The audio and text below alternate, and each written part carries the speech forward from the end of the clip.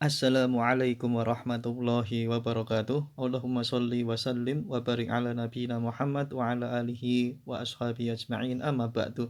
Ahlan wa sahlan bikum jami'an ayyuhal ikhwah fillah, para santri kelas 10 KMI, putra dan putri, thullab wa thalibat. Alhamdulillah, di kesempatan kali ini di hari Selasa kita bisa bertemu kembali untuk melanjutkan kegiatan KBM online kita, khususnya di mata pelajaran Al-Fiqh. Materi kita kali ini masuk bab baru ya. Setelah kita selesai melalui ujian tengah semester, pertemuan kita terakhir terkait dengan bab al-luqatah wal laqid, barang temuan.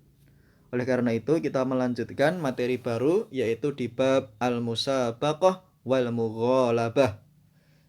Diistilahkan dengan bab perlombaan dan pertandingan.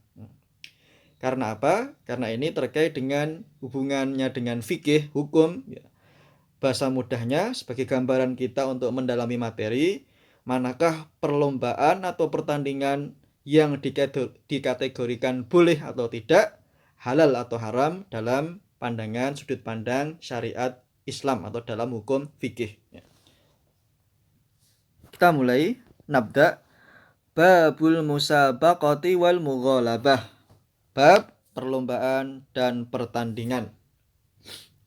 Wahiyya salah satu anwa'in. Perlombaan itu, saya sebut satu ya. Perlombaan itu ada 3 macam atau 3 jenis. Naw'un, jenis yang pertama, yajuzu bi'iwadin wa ghairihi. Perlombaan yang diperbolehkan baik dengan iwad di sini hadiah, wa ghairihi atau tidak, atau dengan yang lainnya, berarti tidak. Wahia, yaitu misalnya musabaqatul khayli wal ibili wasiham, perlombaan terkait dengan pacuan kuda, berlomba dengan mengendarai kuda, wal ibil atau dengan unta, wasiham atau panah memanah. Ini diperbolehkan dari sudut pandangan ilmu fikih menggunakan hadiah ataupun tidak. Ada 3 ya, pacuan kuda atau unta dan panah memanah. Jenis yang kedua, wa naw'un yajuzu bila iwadin wala yajuzu bi'iwadin. Perlombaan yang diperbolehkan dengan syarat tidak adanya hadiah dan tidak diperbolehkan menggunakan hadiah. Intinya apa? Lomba ya lomba. Tapi tidak boleh nanti kalau menang mendapatkan hadiah, tidak boleh. Intinya sekedar lomba saja, permainan atau pertandingan. Apa itu? Wahia jami'ul mughalabati bi ghairi salasatil mazkurah. Yaitu semua pertandingan selain 3 pertandingan yang telah disebutkan di atas. Selain pertandingan lomba pacuan kuda, lomba pacuan unta, ataupun lomba panah memanah, itu sebetulnya dari pandangan ilmu fikih tidak boleh menggunakan hadiah, atau boleh dilaksanakan tanpa ada iming-iming hadiah.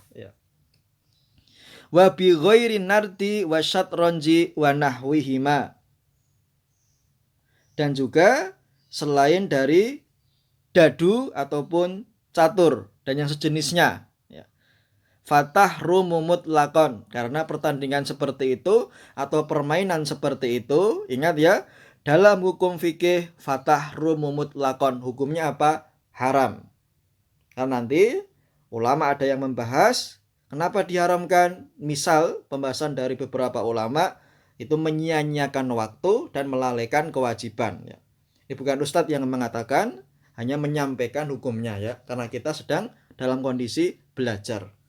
Nanti barangkali setelah kalian tahu, oh ternyata hukum bermain ini misalnya catur, anart, atau dadu, itu hukumnya ternyata haram. Karena apa? Bisa menyebabkan menyia-nyiakan waktu dan melalaikan kewajiban. Misalnya apa? Kewajiban sholat, berbakti kepada orang tua, dan yang lain. Wa huwa naw'u as-salis. Dan itu adalah jenis yang ketiga. Berarti di sini an-nard bermain dengan dadu ya, dengan dadu, wasyatronj atau catur, papan catur, wa nahwihima dan yang mirip dengan keduanya yang diharamkan secara mutlak, itu jenis yang ketiga. Li haditsin, berdasarkan dengan hadis, la sabqa illa fi khuffin aw naslin aw hafirin. Tidak diperbolehkan mengadakan perlombaan atau pertandingan kecuali pada unta, pada panah ataupun kuda. Pacuan lomba kuda misalnya, ataupun unta ataupun panah memanah. Hadis riwayat rawahu Ahmad wa salasah, Imam Ahmad dan ashab yang 3. Wa amma ma siwahuma, adapun selainnya, selain dari beberapa jenis tadi itu, 3 tadi itu, yang diperbolehkan dengan menggunakan hadiah, yang tidak diperbolehkan baik dengan hadiah ataupun tidak, yang diharamkan, fa innaha dakhilatun fil qimari wal maisir, maka itu termasuk dalam perjudian. Al qimar wal maisir apa? Termasuk dalam perjudian. Kenapa? Karena kalau kita niat lomba bukan untuk maslahat, bukan untuk kebaikan diri kita, misalnya tujuannya untuk ya udahlah saya membayar daftar dulu 500.000, kalau menang hadiahnya misalnya sepeda motor, atau kalau menang misalnya 10 juta, tapi kalau kalah kita apa? Rugi. Ini namanya apa? Perjudian. Ini dalam pandangan ilmu fikih. Tapi nanti ketika kita melihat maslahah ya, kebaikan, ada ulama yang memperbolehkan misalnya lomba musabaqah tilawatil Quran misalnya, atau lomba misalnya bermain dengan pedang atau gulat misalnya. Tujuannya apa? Tidak ada hadiah tapi untuk memperkuat badan kita bagi kaum laki-laki misalnya ya, tanpa adanya madharat dan yang lain. Ingat ya, di sini kita belajar ilmu fikih. Barangkali nanti kok tidak boleh, ini kok dilarang, alasannya apa? Nah, ini sebagai kata pengantar saja agar kita tahu ilmunya dalam ilmu fikih. Karena kita tujuan mempelajari ilmu fikih untuk mengetahui hukum-hukum dalam agama. Begitu ya. Baik. Kesimpulannya pelajaran kita kali ini, yang pertama ada 2 ya, bentuk-bentuk perlombaan dan pertandingan yang diperbolehkan ataupun yang diharamkan, ataupun yang diperbolehkan dengan syarat. Tadi ada hadiah ataupun tidak. Kalau misalnya ada hadiah tapi mengambil dari peserta itu dengan syarat membayar dahulu, misalnya syarat pendaftaran itu 100.000, nanti dikumpulkan oleh panitia hasil uang pendaftaran dijumlah itu untuk membelikan semacam hadiah. Pertama misalnya sepeda motor, yang kedua misalnya kulkas, yang ketiga misalnya kipas angin. Nah itu termasuk apa? Nanti masuk ke judi. Maka lebih baik yang tidak mensyaratkan hadiah, atau boleh mensyaratkan hadiah tapi tidak mengambil dari uangnya panitia. Ada muhsinin, donaturnya, itu nanti boleh ya.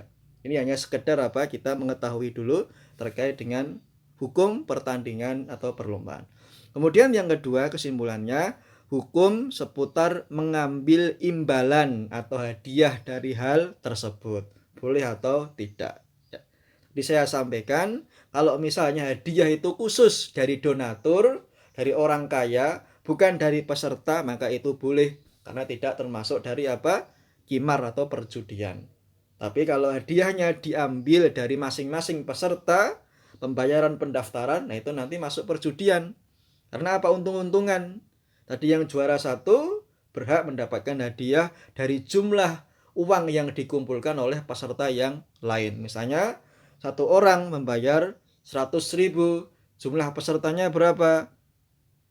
100, sudah sampai 1 juta misalnya, atau hampir 10 juta. Nanti yang mengambil keuntungan ya panitia. Di sini titik apa? Perjudiannya yang diharamkan.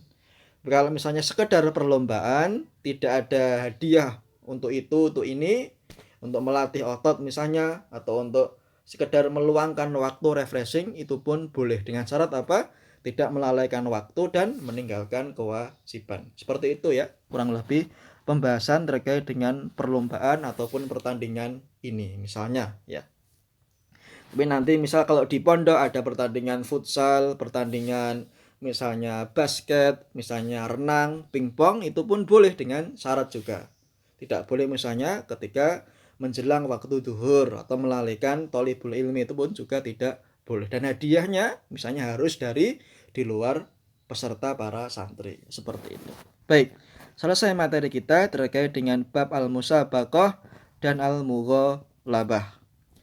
Kemudian kita membahas di bagian kedua bab al-ghasbi, penguasaan harta orang lain tanpa hak. Artinya apa? Mencuri atau dalam bahasa kita nyolong, mengambil tanpa hak.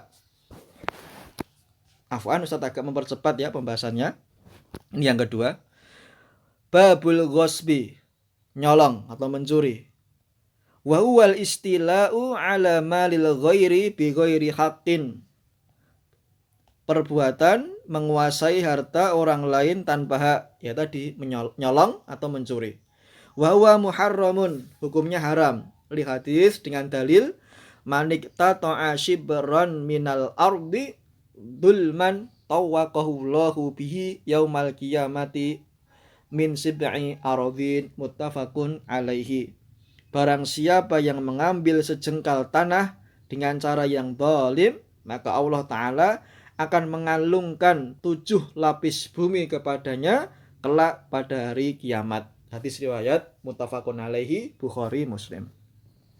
Wa alaihi, pelaku yang gosok tadi, yang nyolong, yang mencuri, radduhu li sahibihi, harus mengembalikan barang hasil curiannya kepada pemiliknya walau gharima ad'afahu, meskipun sudah berkurang isinya, meskipun sudah rusak, meskipun sudah tidak berbentuk sebagaimana sedia kalanya. Wa alaihi, dan dia juga harus naqsuhu wa ujratuhu muddata muqamihi biyadihi wa dhamanuhu idza talifa mutlaqan. Dia juga harus mengganti jika ada pengurangan dan sewanya selama barang tersebut masih berada dalam genggamannya, serta menanggung, menjamin secara mutlak jika barang yang ia curi yang bukan haknya itu mengalami kerusakan atau cacat. Wajiyadatuhu li rabbih, dan dia juga kalau kelebihan, ada pengembangan dari barang gosok menjadi hak pemiliknya. Misalnya mencuri emas, dijual untungnya banyak, dikembalikan emasnya juga apa hasil penjualannya tadi. Ya, tidak boleh apa mengambil keuntungan dari barang curian atau dari barang yang ia ambil tanpa hak. Wa in kanat ardhon, jika barang yang dicuri adalah tanah, faghorosa au bana fiha, lalu sudah ditanami atau dibangun sebuah rumah misalnya, fali rabbihi qal'uhu, maka si pemilik tanah berhak mencabut tanaman atau rumah tersebut. Rob di sini pemilik ya, bukan Tuhan atau bukan Allah. Maka tolong diperhatikan istilahnya. Li hadis, berdasarkan hadis, laisa li'irkin dhalimin haqqun, tidak ada hak bagi akar atau bagi tanaman yang didapat secara zalim. Hadis riwayat Imam Abu Dawud.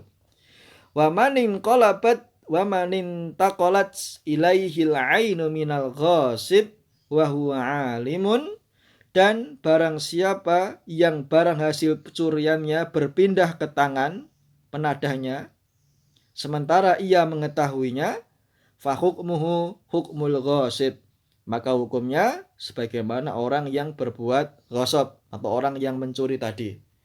Ini tahu ini misalnya ada si A, kalau si B ini mencuri, tapi kemudian seolah-olah diam saja tidak tahu dan dia dititipi barang curiannya, maka si B juga terkena hukum nyolong, hukum mencuri sebagaimana si A. Karena ia merasa acuh tidak tahu padahal yang dititipkan itu padahal apa? Barang curian. Karena dia apa? Alim tahu. Tahu tapi pura-pura tidak tahu. Karena apa? Ada keuntungan di situ. Ini curiannya berupa emas misalnya, atau berupa handphone, atau berupa misalnya sepeda motor.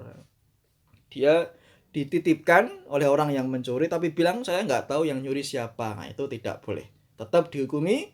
Yang menitipkan juga pencuri atau maling, yang menerima titipan juga maling atau pencuri, hukumnya sama ya. Baik, itu tadi terkait dengan bab yang kedua materi kita ini terkait dengan babul ghasbi, ghasab, mencuri, nyolong atau maling. Banyak, bisa tanah, bisa barang berharga dan bisa yang lain.